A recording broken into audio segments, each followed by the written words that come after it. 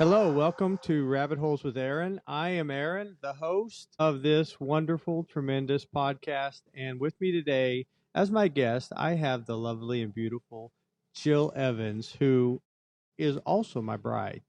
Jill, please introduce yourself. Hi, everybody. My name is Jill, and right now, I'm a full-time student, just beating my head against that wall. And I have a few side hobbies of macrame, candle making, photography, traveling. I love adventure and hiking and spending time with my guy. So, yeah, there you go. Thank you, Jill. I think we haven't really talked about what rabbit hole to start with, but it seems fitting that we explore the nomadic lifestyle a little bit Okay. from your perspective. Okay, I love it.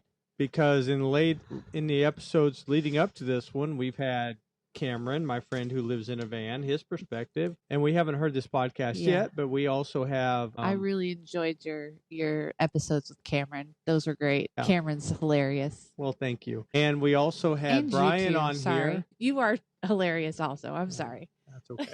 And we also had Brian on the podcast, and he had been traveling on foot with a backpack, and so he kind of knows a different aspect of nomadic lifestyle. But now we have you here. And, I think it bears celebrating as well that you're my first female guest. Yay. Yeah, I like it. So, yeah, tell us what nomadic lifestyle means to you. Okay, so for me, and I'm going to try and not duplicate information from your episodes with Cameron, but there is a lot of, I would use also the word empowering. It's empowering to know that if you're in a place and it's not working for you anymore, you're not stuck there. But, I may have some trauma around feeling stuck places. And so I like the freedom, the flexibility, and the empowerment of being able to move when I feel like I need to. Yeah, I like that. And I want to pull on something you said there of kind of being trapped. Mm-hmm. And maybe this happens for most people or for all people. I don't know. But you and me, we have our stories where there's different points in different relationships where we looked and we felt trapped.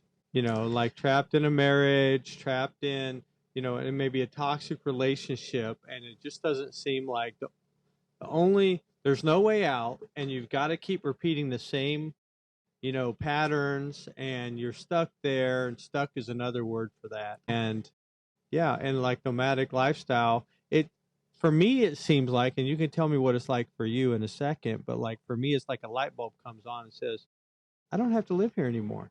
Yeah, exactly. I think for me, like you kind of hit on my thing. I got married at a young age. I was 16 and spent a lot of my life feeling stuck. And there was no way that I could really move forward the way I wanted to.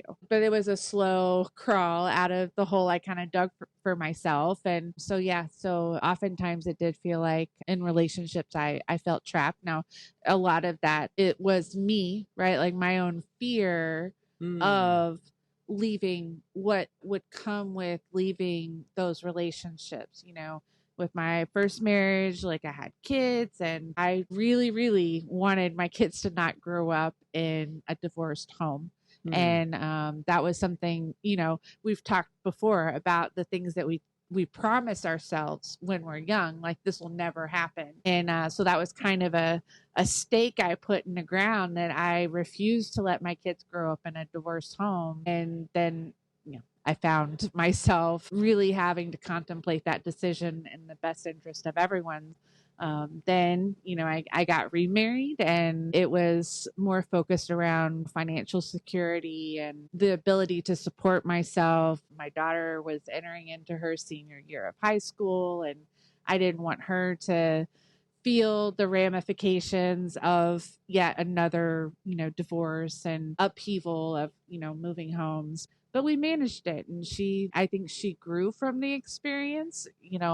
It may be She wished she didn't, but she did. So, and I grew. And so, yeah, so I forget where we started that. I apologize. I lost track of the conversation thread No, there. we were I'm talking sorry. about being trapped Yeah. So, and the ability in a nomadic lifestyle to just kind of move away, and how that refreshing that is kind of in our life now. Of course, our kids are all grown up, we're empty nesters, but how refreshing it is now to finally be able to do that, to finally be in a place in our life where, like, if I'm uncomfortable here, now, not in our relationship, right? In my relationship, if I'm uncomfortable here, I can communicate it clearly and openly, and you can do the same thing. But, you know, in any other realm, on any other level, we can go home, pack up the RV, put it on the truck, and live in another state or in another county or another city.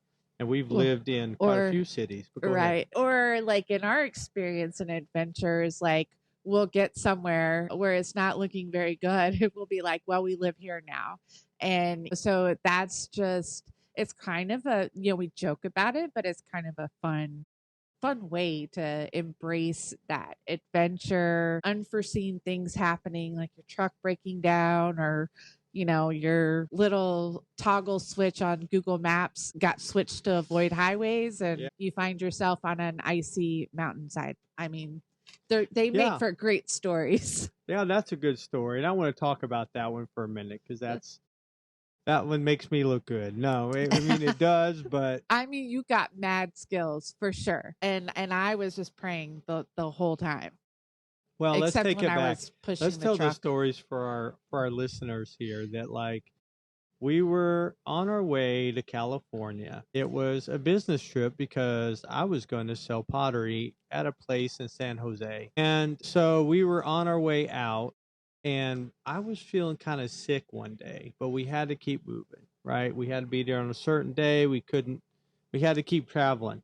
Well, I had noticed earlier in the trip that when we typed in directions on my phone versus Jill's phone, that hers had an extra hour or more, and I was curious about it, but I was driving most of the time, so, like, my phone was already good to go. Well, on this particular day, I didn't feel good. I didn't feel like traveling. I was like, babe, let's stay here another day. And she was like, no, we got to go. We got to hit the road. So I was like, okay, well, can you drive and I'll stay in my pajamas? And she was like, sure. So she used her phone and the Google Maps on her phone. And, we're driving, and it's an area I'm pretty familiar with because I was stationed in 29 Palms for 10 years. So I'm familiar with these roads, but we're going on roads that I'm not familiar with. I'm like, why aren't we taking the main road? But I turned back over in the passenger seat up front and pulled a blanket over my head and try to go back to sleep and feel better.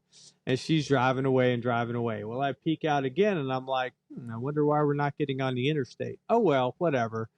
And then we're driving, and we're going up an elevation, and it says the elevation on the side of the road. Now we're going up a couple more 1,000 feet. Now we're going up a couple more 1,000 feet.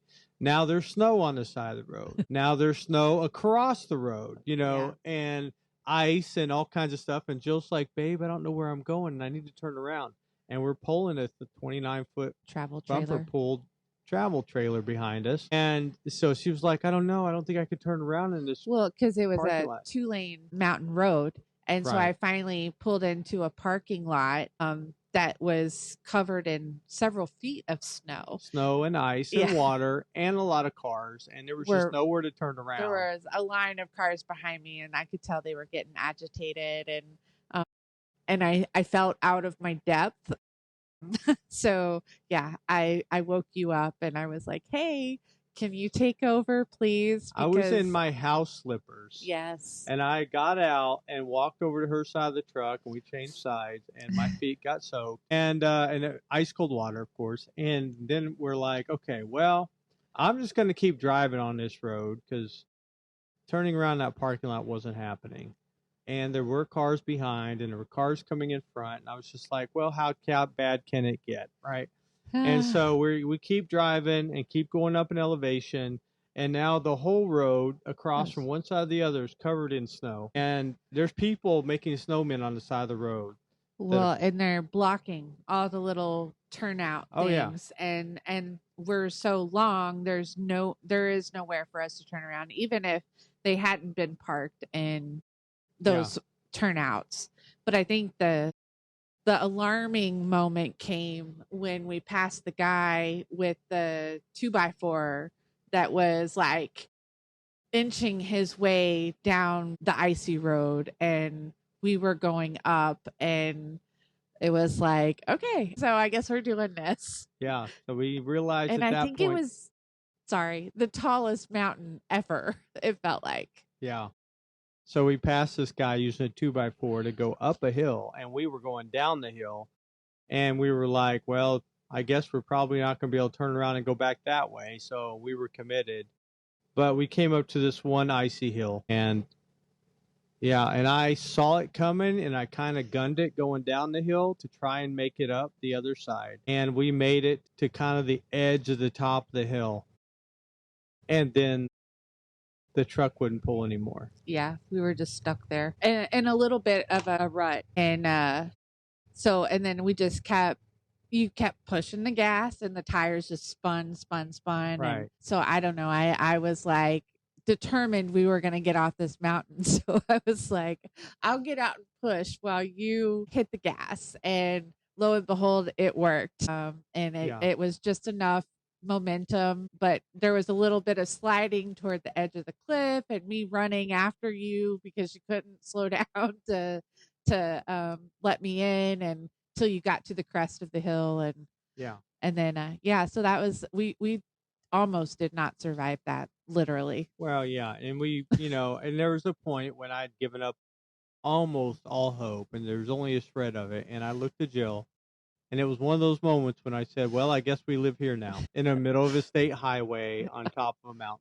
We'll just wait till it all thaws out. Yeah. Just a few more months. Yeah, no problem. And that was one of the times when we said that. Well, I guess we live here now. Yeah. But yeah, we survived, obviously. We're here making a podcast.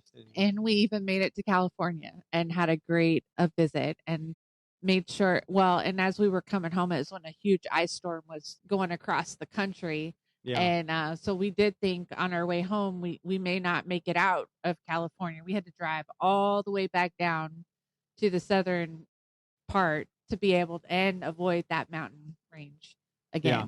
So, but we did make it back home. So, but it was a fun trip. Yeah. So, but yeah, going back to, it's empowering.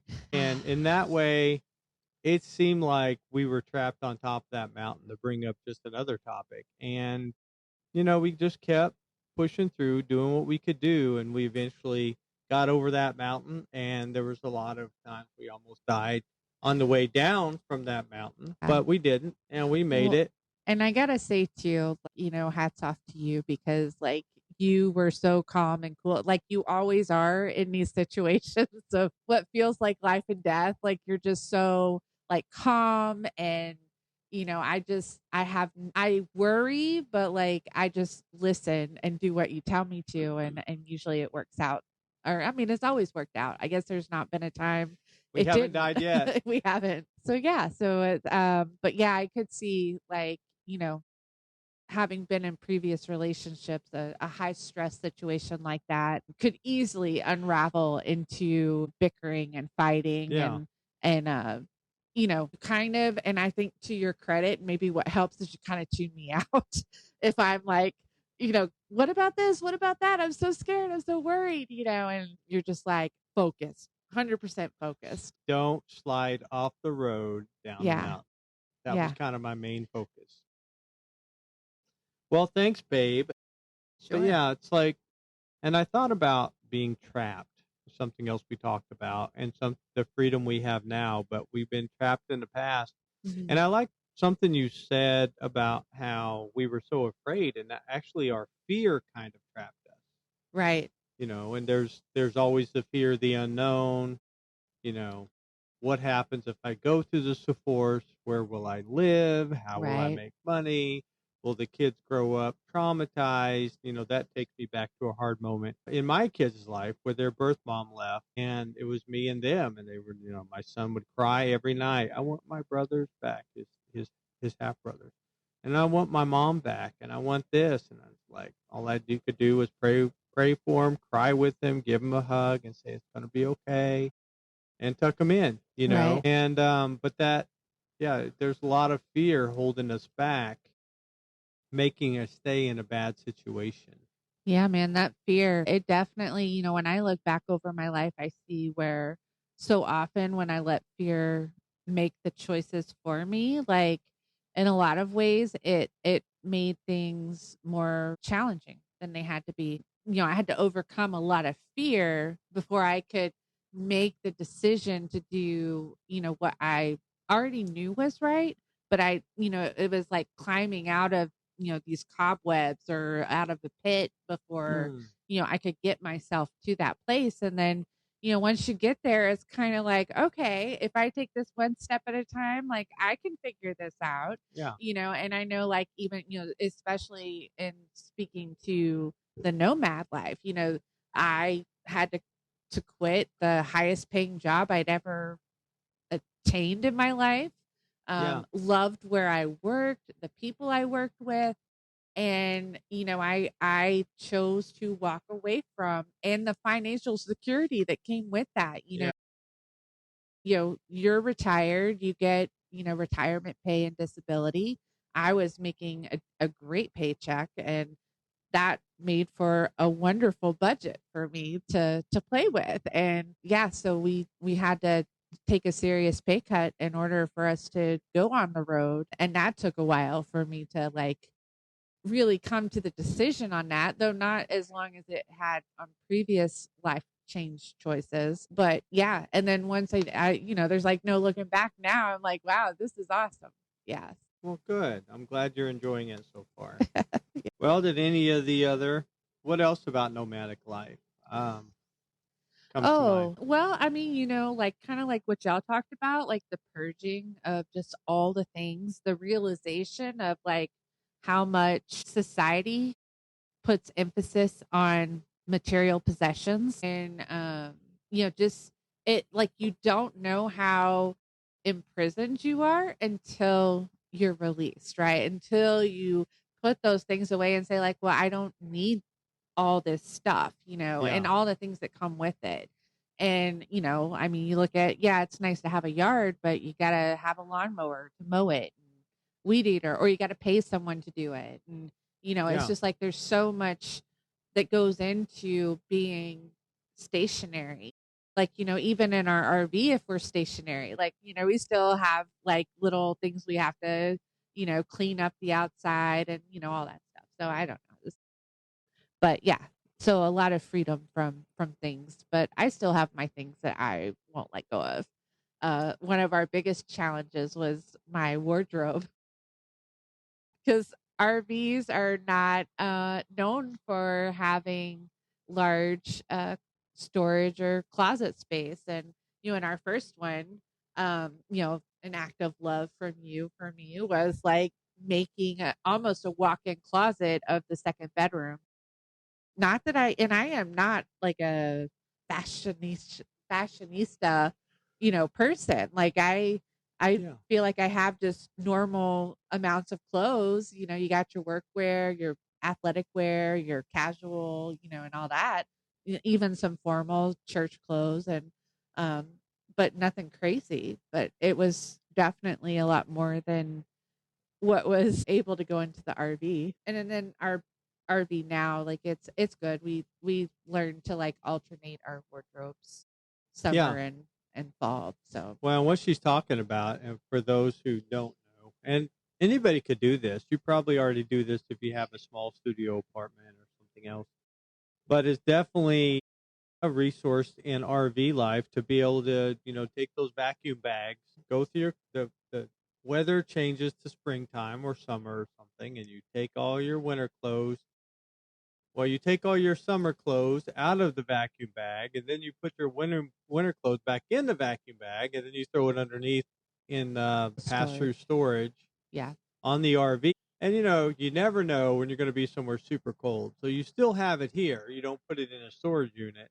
That's one of my favorite parts is like everywhere we go, I have all of my things. I have my bathing suit, I've got my sweaters, I got my big jacket, I got light jackets, I've got all the like there is nowhere that it's like, "Oh, my stuff is in storage. I gotta go get all that first." And, and that's a good point to, like, making, your life fit within the RV and not having a storage unit, right? Is like we can just go and go and go, and we've got everything with us, and we never have to run to storage or, you know, do stuff like that. So Yeah. that's Well, I'm interested and curious about what was going on, and I really don't know what was going Oh, on in okay. your mind when you and me first started talking, and I said I lived in an RV because I asked you, do you like to live in the RV or what do you think about it? And I know you were looking at every aspect of it. So Uh-huh. take me into what was going on in your mind when you were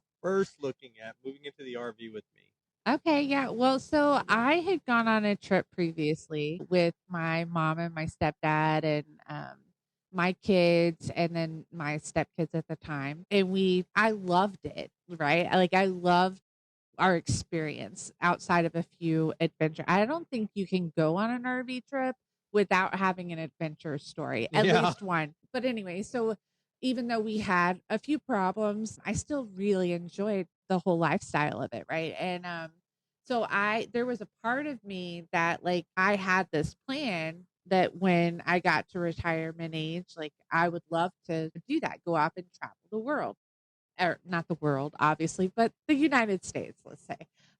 So when I met you, like you were the first person I'd ever met that lived in an RV. Like, I Hmm. guess I didn't realize that was something you could do. Yeah. Um, so at first I was like, well, okay, I'm not sure about this. Like, I came and saw your place and saw the RV park. And I was like, okay, I mean, it's a little small, and I remember we had like dinner and then it was like you transitioned it to like a bench for us to watch a TV show on. So I was like, okay, I mean, this is different, right? Like I've not experienced anything like that before. But um at first maybe I was a little like, I don't know, maybe I can get them to get an apartment or a house. Like maybe we Hmm. can have both of these, like an RV we travel in and a home, a stationary home. Yeah. Because I'm a little, I guess, traditional in that way. And so, yeah. So then, as we got married pretty quickly and, it was like, okay, well, let's just go with what we got right now, which was the RV. And then as we, were working through our life together, joining it, I realized, yeah, I think I could do this. And then when we went on our first trip, I was like, okay, yep, I'm sold. I really like this. Like the idea of, which of course, obviously then I transitioned to we went on the road full time for 9 months. And yeah, so I haven't looked back since. Yeah. Yeah, but there might have been some resistance at first. And I think, there may be some stigma associated with like people that live in RVs or Yeah. mobile homes or, RV parks or trailer parks. And, you know, um, maybe we have some judgments of people who kind of live alternate lifestyles. And, I have, I've met walks of life in all. I've lived in apartments, I've lived in houses, I've lived in now RVs, and Hmm. there's weird people in all of them and Okay. great people in all of them, so yeah, so it's Well, and I want to go back and just get your thoughts, or maybe just for the listeners. Like I remember when I lived in an RV full time by myself. My kids had moved out of the house, and so I moved into an RV. And I've talked about this in previous podcast episodes, but like I would talk to other people, other men in my circles at the time and say, "Yeah, I live in an RV. It's amazing. I went up to Washington State. I'm back. I used to live in Sanger, Texas. Now I live in Aubrey, and da da da da da." And then they would be like, "Man, that sounds amazing. I just wish I could get my wife to do it." But what I found was in some of those situations, it was just they didn't the guys They were blaming it on their wives, which is always a safe thing. I mean, among men anyway, not when they're there, but they blamed it on their wives, but they really didn't want to pull the trigger on it, and it Yeah. was really there's good reasons for guys and girls to not want to be in an RV, right? Sure. Guys, they can have a garage with all the tools in a house. They can't have that in RV, right? I Right. got a little toolkit for fixing most RV stuff, but for anything else, I have to take it to a garage. I have to have somebody work on it because I don't have a lift and I don't have the garage with Right. all the tools, and I think it's just as big a sacrifice for guys as it is for girls. But at first, when I was talking to the guys, all the guys in my life, they were like, man, I wish I could get my wife to sign off on something like that. I Huh. thought, man, these wives are slowing them down. But then actually, I think we met up with somebody and their wife, and the wife said, I'd love to do it. I'd do it in a heartbeat if he would. And I was like, you told me she wouldn't do it. And then he was like, oh yeah. And so the truth came out in that one relationship and made me wonder about all the guys that have ever told me that. Like, I do it. I think it's just where people are at that time in their life. Like, I think some people are more receptive to, like trying something new and different. Hmm. Like when we talked with the guy at the World Springs the other day, which is amazing. If you get a chance to go there, go there. But he was talking about getting comfortable with being uncomfortable. And I think that is just like it is our society is built in a way that it seeks comfort Mm, first. yeah. Like, and it's about my comfort over other people's comfort, right? Like, that's kind of Yeah. the perspective we have. And so I think some people are just more receptive to trying new, different things. Like, because I know when it comes to food, I am not adventurous at all. I like the things I like. I like to go to the places I like, and don't try to force me to eat something different Hmm. or to go somewhere that, is out of my normal uh, Yeah. stuff, because but I have a lot of hangouts with food. So maybe people have a lot of hangouts with like Yeah. their home, their personal comfort in their dwelling, their safe Yeah. place. Well, and I think about it too. I mean, it was a big, jump right in deal for myself, but I based it on the experience that I'd gained over my life. Mm. And as I said before, in a previous episode, like I was in a tent with 30 other people in Yeah. Iraq. Huge, And what? huge upgrade then. Yeah. And while you're close to people and being social is wonderful, like, but you just go in there, you go to sleep, you pull a thing out of your bag, put it back in your bag, go to sleep, get up in the morning, go to the gym, and you don't see those people all day long, but you all come back to sleep in that tent. Mhm. And after that, like an RV looked amazing, Yeah. because I would have to get clothes on, go out to the bathroom, go out to another little building, take a shower, come back to my sleeping area. Like, yeah, nothing was private, nowhere, and to have my own little house where I can be 5 feet away from somebody and it's my house. And I have privacy in here and I can do whatever I want. I can watch TV or I can have a old fashioned or I can sleep any hour of the day if I get blackout curtains. Right. So there's all kinds of options and all kinds of freedom for me. Whereas Yeah. I wonder if other people see it as, well, I am sure other people see it as on the edge of their comfort zone, like on the outside of the edge of their comfort zone. And there's Well, so and many scary things about it. I think that people can do a lot of the same things in their house. The only thing is it's not mobile, Yeah. right? Like, which is the huge advantage of living in an RV is we can go visit your family in Wyoming, or we can and stay for a week.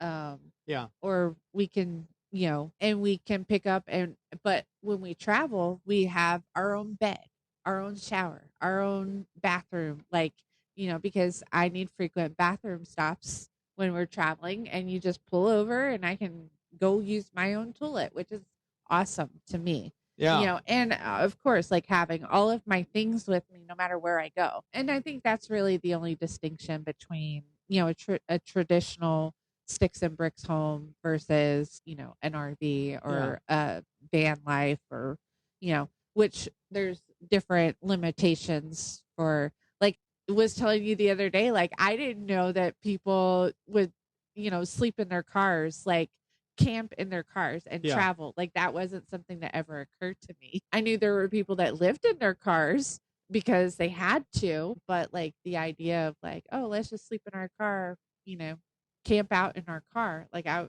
don't know. I never thought of that. Yeah. Wish I had. Would have saved me some money over the years.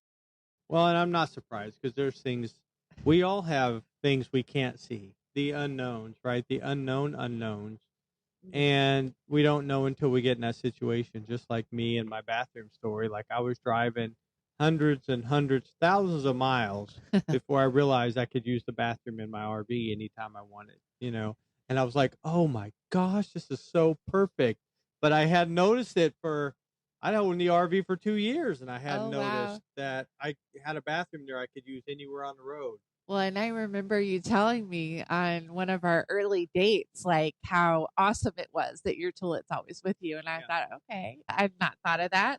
But now, as we've traveled and, I've seen some public bathrooms that are not like really something I would want to use, like it's nice to be like, oh, I could just go in my home and use my own bathroom.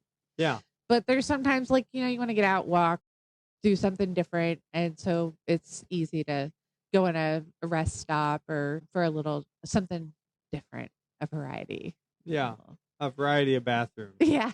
Must No, be a that's woman weird. thing. But I like to stop at all the visitor centers. That's my favorite. I stop at the visitor centers and I find out like I like to do unique things. So, that's kind of my job with our lifestyle is I kind of plan our itinerary and what we're going to do. And not that you don't participate in that, but it's Yeah. mostly me and Google and just figuring out what's really cool. I like to find the unique experiences. So, Well, I'm in awe of how much we've grown because now we have on our board, we have what it takes to navigate hard things, do yeah. hard things, right? Yeah. And we have learned that we can handle hard things from living in an RV True. and being Yeah. nomadic. Yeah. And I feel like that goes like hand in hand with kind of what we were talking, being comfortable with discomfort. It's Yeah. kind of, as we've grown in marriage and life, like I feel like, it's about pressing into those things and really realizing that, you only get one life. And if you spend it being scared, afraid to move and stuck, it's not really hurting anybody but you. It's keeping you there. Yeah. And, um, so and maybe it's just the age, right? Like realizing like all these things I've spent so much of my life worrying about were not worth the time I gave it or being afraid of or, Yeah. so yeah, so trying to adopt some of those more open ideas to experience things and get comfortable with discomfort. Yeah. Yeah. And doing hard things. Doing hard things. Yeah. Which, for me right now looks like lifestyle changes, my diet, running, which I'm having to get back to because my other discomfort is being in physical therapy because I hurt myself because, I ran too hard. Yeah. But yeah, that and quitting smoking has been a lifelong hard thing, off and on. And, I feel like now, like this time, like it's just like, okay, let's set it down and really just let that go. Mm. Yeah. Man, it's almost like the hard things.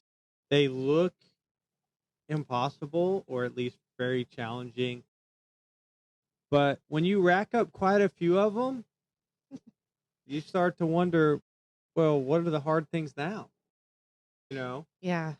Well, and that's the thing is like you look at people that are like millionaires, the ones that earn it, and they don't really spend time watching TV or playing video games. Like they're working on other things, right? Like Right. their mind or learning how the art of negotiation and all these things. And so I think a lot of times we want the results without the effort, Mm, because the effort is the hard thing. The yeah. effort to like say, to be disciplined and say, like, I'm going to focus on, my health, or, you know, making money, building a business, creating a legacy or whatever. And that means that you have to put other things away in order to do that. And Yeah. so I think that it's just priorities and what's important to you and what do you want to accomplish.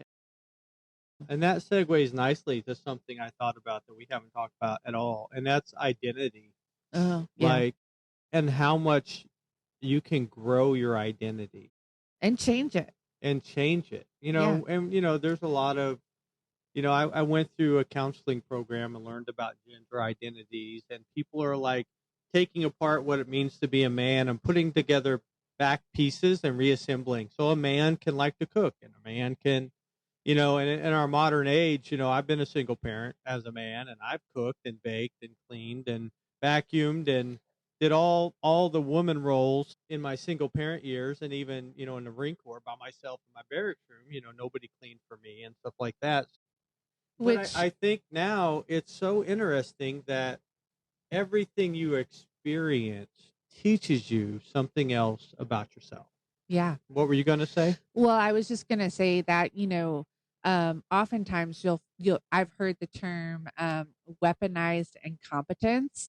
And, that's when, let's say one of your partner like intentionally throws in a red shirt with the whites. So everything comes out pink. So then you don't trust them to do the laundry. Right. And, you don't realize like how much of a blessing it is that like I don't have to worry about that with you. Like I have a true partner that does his share, does his part, and sometimes even more than, his fair share. Mm. And, just the amount of time and emotional energy and all the things that go into trying to get a partner to meet you halfway, is Yeah. such a blessing. So, I mean, I know like it probably stunk when you were like learning, you tell the story all the time. It's beautiful about calling your grandma about how to boil eggs and, like calling your grandma all the time for help on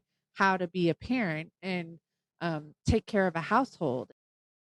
I am definitely reaping the benefits of that because, I mean, it's nice to have a partner that can do the grocery shopping and looks and knows like, hey, we're out of creamer and can, without Yeah. me being like, hey, can you stop and pick up creamer? Like you're already like, I've added it to the list and I'm at the store, so I'll just pick it up. And it's like, wow, that's awesome. Okay. Okay. Well, I appreciate that feedback.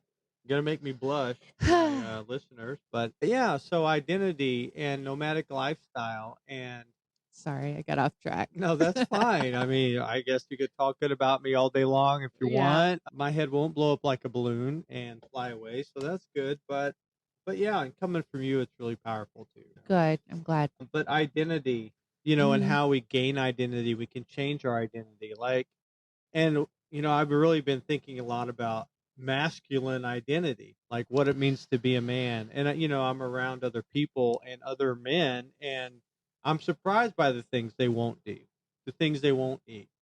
Like I was talking to a man the other day, and I was like, "Here, you try this honey." I was getting a beehive out of his RV, and I got the honey out of it. I was like, "Here, try some of this honey." He's like, "No, I don't have any biscuits." And I was like, "Okay." Like, what am I doing wrong in my life? I'm more than happy to take honey, get on my finger, put it in my mouth or a teaspoon or whatever, and taste it and say, okay, it's Yeah. got different flavors. But he's not the first man I run into that's like, no, I'm sorry, I don't have any biscuits. I can't taste that honey. And I'm like, what in the heck? And maybe that's small town Texas culture or something. I think that Well, I might think be some it's of it. maybe it's just being stuck on the idea that like you got to have a biscuit to have honey. Yeah. I mean, it's just he may not think anything of it, but I mean, man, he missed out on tasting some great honey. Like I hope he got some biscuits. Try I gave him some honey, it. so Yeah. by now I'm sure I Yeah. gave him a jar of the honey from that, Yeah. and so by now I'm sure he's had some biscuits to put it on or Yeah. something. But yeah, that's definitely, yeah, you can have it in tea, coffee, use it for baking, like so Yeah. many ways to use honey. Yeah, we And I'm learning that too, right? Like, yeah. so yeah. Yeah, so there's different fluid parts of our identity, Yeah. and then some people have a more closed off identity where it's even, they Yeah. can't try new things.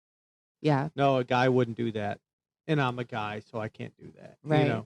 And I found myself on both sides. I've seen myself doing things that guys never do, Yeah. listening to feelings, expressing Uh-huh. emotion, and also on the other side doing things that all guys are proud of, like towing a fifth wheel with a big truck, Yeah. you know. Getting the man cards. Yeah, getting a man card, being tough, being strong, getting injured and not telling anybody, walking around with blood dripping off of you. Hey, you're bleeding.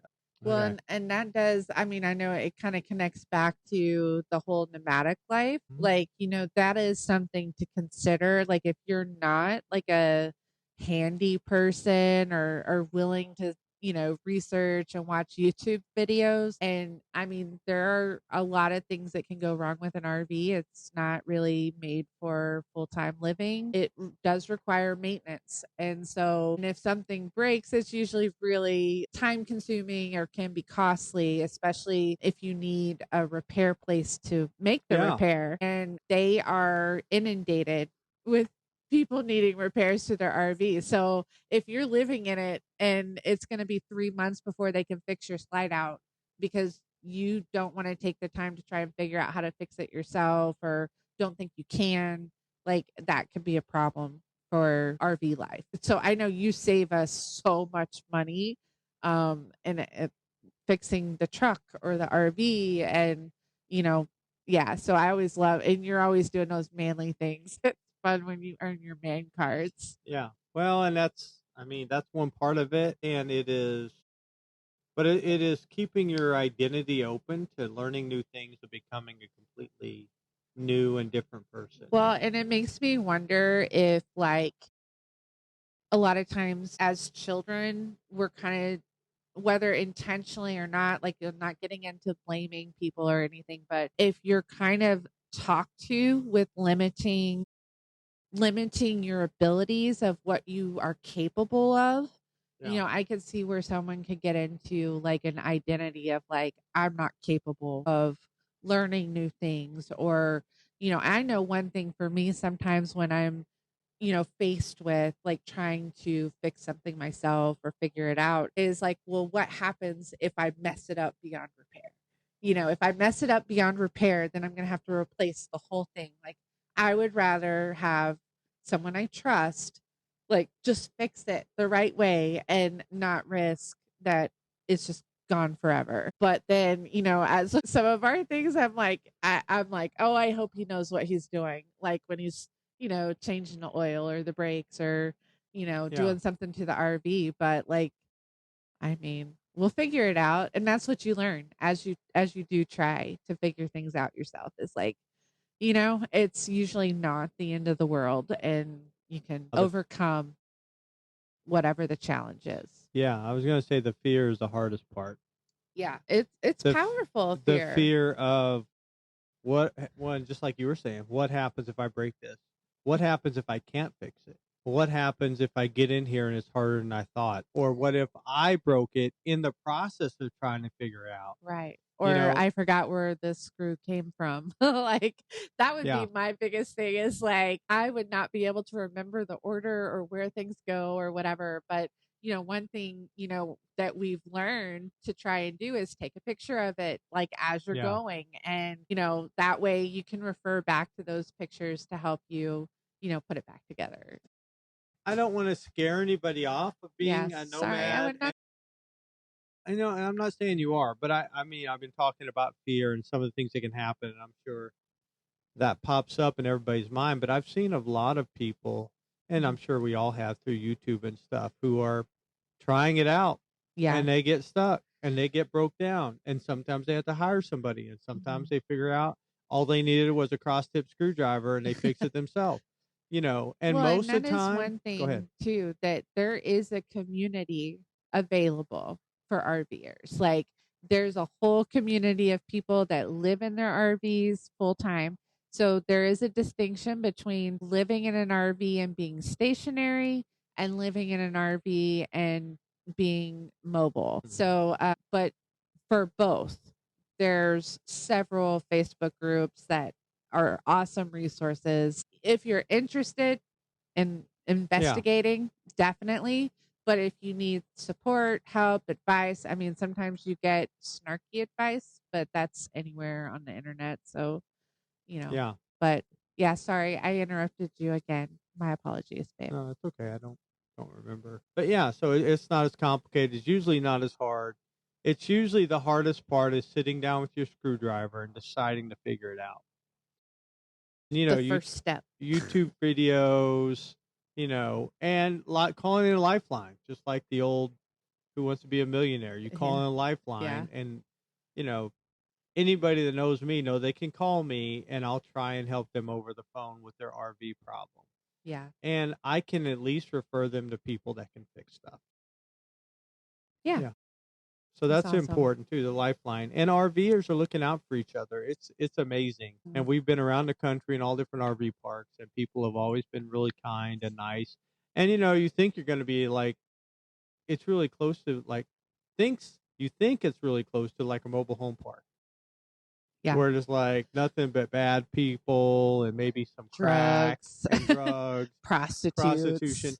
But the RV community is completely different than that. Most people Yeah. are choosing this lifestyle, and they do it because they care, because they love it, because they want to see things, they want to grow, they want to learn, or at the very least, they want to avoid bad weather where they live. Yeah.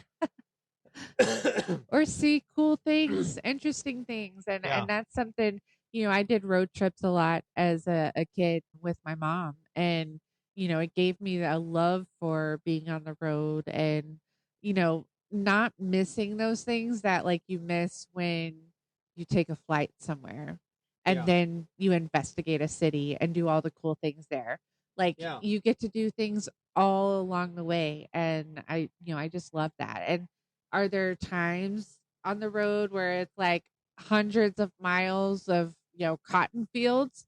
Sure. But those are where we talk and listen to music or audiobooks or, I mean, heaven forbid, just enjoy silence for a little bit. That's not that bad. So we're getting down to like our last few minutes, Uh-oh. maybe 5, but I had a couple of things, complete rabbit holes. So we were talking about hard things, and I thought about and I reflected on how many people I know that don't read books. Yeah. And books, I mean, on the scale of hard things, books are a pretty easy thing. I mean, as long as you can read English or whatever language you speak or communicate with, as long as you can read that language, you can read a book. And how easy, maybe books are too easy, but I keep, anytime, let me tell you about me first. Anytime somebody recommends a book for me, I get it on my audiobooks. And I usually read it. I have a few on there I haven't read yet, 2 or 3. But reading books is a way to tap into a whole pool of knowledge that you Mm-hmm. haven't ever heard and maybe would never hear in your entire life. But it seems like it'd be an easy thing, but it turns out it's kind of a hard thing. What do you Yeah. think? Well, yeah, I think, yeah. I mean, on both sides of it. So being a full-time student, like spending a lot of time with textbooks and classes and discussion boards and all the things. Like I have a book that I have been trying to read for months and Yeah. I'm getting through it very, very slowly. And so I think, and we've talked about this before and I think it kind of ties into it like the lifestyle that people live today is so busy, so much busyness. And I think people just don't have time to read and don't see the benefit of reading, whether it's relaxing with a book or for knowledge. And, or, I mean, but I know like all the time I have my mind blown by people who quote something they read in a book. And I'm like, gosh, you know? And I remember I was not a reader, and you were always saying, "Oh, I read this book and it said this, and I read this book and this guy said this." And I'm like, "Man, I want to be able to do that and Yeah, say like, yeah, I read this book and this really awesome information or helpful information." And so yeah, so I started reading and but I read when I have time. I'm not the sure. best reader, and audiobooks are hard for me because I just tune out, and then I'm like 30 minutes later and I'm like, what did they even say? I don't think Yeah, I was listening. But yeah, so I think it's just people are really busy, but there's yeah, so much benefit to reading. I think you're right. And having your mind open to new ideas. It could be some of that too. People are afraid of new ideas. yeah, Like we're a society of confirmation bias all the way. yeah, And we're getting more and more divided and stuck in our sides of issues, whether it's politics, religion, whatever it might be, where everything is a threat and we have to right. protect our views at all cost. So, Yeah, I don't like that. But yeah, I think it's weird because it's kind of like a hard thing that's also kind of easy. But yeah, it's hard to figure out how to integrate it in your life. That's what I hear you saying. And yeah, we're busy and so many people are putting out fires. And they don't I think they don't make time.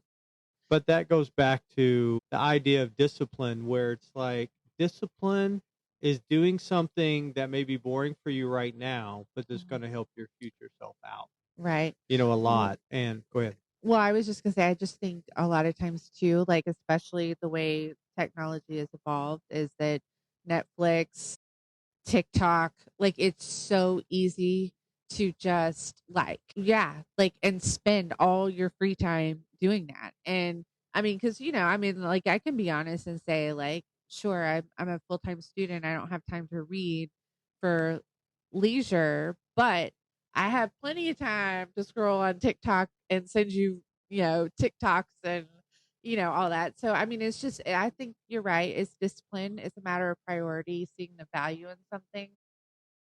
And I think you can tell though sometimes when people don't read. Yeah.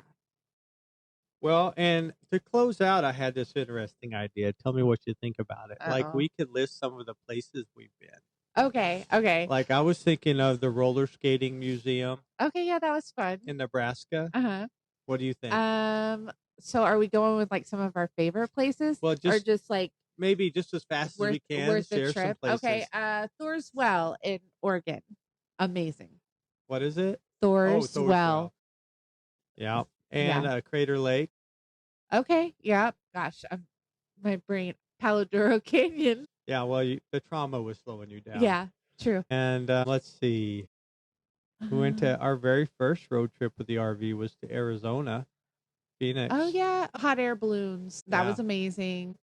What else? What other interesting experiences have we had though? Well, Like, we broke down in Spokane, Washington, oh when a yeah, freshwater tank tried to leave the RV. yeah. I thought we weren't scaring people away from this lifestyle. Yeah, well, these are important and very special memories because True. we were able to fix it and get it back on the road. Yeah, in Minneapolis, when the axle melted and we had to order a new axle and put it on ourselves in a church parking lot Yeah, when I had pneumonia. yeah, yeah. That was fun. Not really.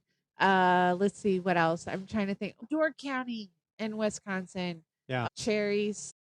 So many cherries. Amazing. Well, and Um, then we had Chicago style pizza with a couple from Yes. Dubai, Oh, brother and yeah, sister, well, but that was actually so normally we would go to that on place New in Year's Eve. Chicago, Yeah, but we went in Las Las Vegas Vegas for on New New Year's Year's. Eve, Yeah. which that was a interesting experience, New Year's Eve in Las Vegas, but we're Never not do it again. yeah, I mean, we're not really Las Vegas, people, but it's worth the trip to visit and see all the different types of Yeah. casinos and of course there were so many fireworks that night. It was awesome. What about in New Mexico when we stayed at that one RV park that was really close to the Mexican border and we went to Oh, Mexico yeah. for lunch at the Pink Place, I think was the name of it.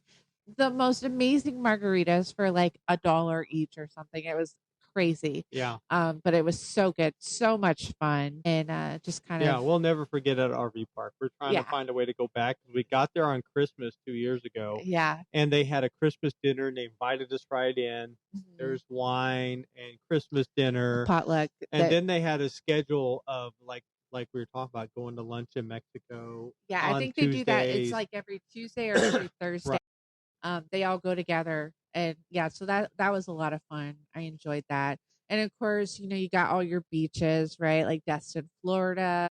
Was that Mustang Island? That was really Yeah, cool. we've been South Padre, The most amazing weather in San Diego, San California. Diego. I mean, Aaron was like blown away with like the weather. He was like, I never realized how much time and energy I spent worrying about weather Yeah. related things and Yeah, I don't just know if that's a place, weather in California, but yeah, it's my happy place, whatever it yeah, is. Yeah. enjoyed that a lot. Yeah.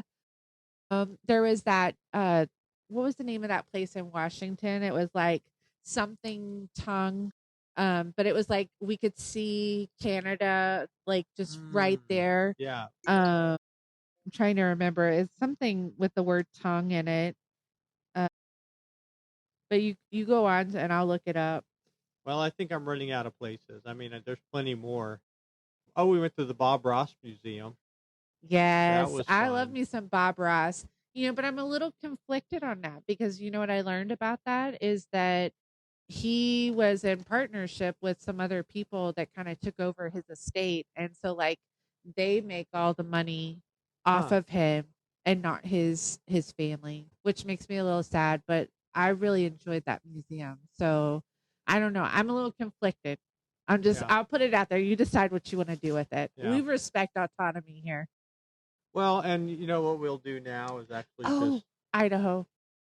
yeah, Idaho. Idaho was What beautiful. was That that? like in the The Indian chimney. Falls or something like that. Um, Twin Falls, Idaho. That's what it was. Yeah. Shoshone Falls, Yeah. I think. But that area is beautiful. It's like one of the best secrets of the US. Like there, and you know why you never hear about Idaho is because they're too busy living life up there. Yeah. You Living know? their best life.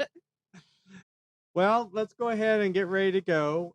Thank you for joining me today, Jill Evans. I Well, look forward to thank you for having me, babe. looking forward to having you as a guest on more and more podcasts, and Okay. maybe even start our own podcast. Stay tuned.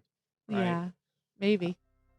Well, thank you so much, and we'll see y'all. Thank you for listening, and we'll talk to you later. Bye. Bye.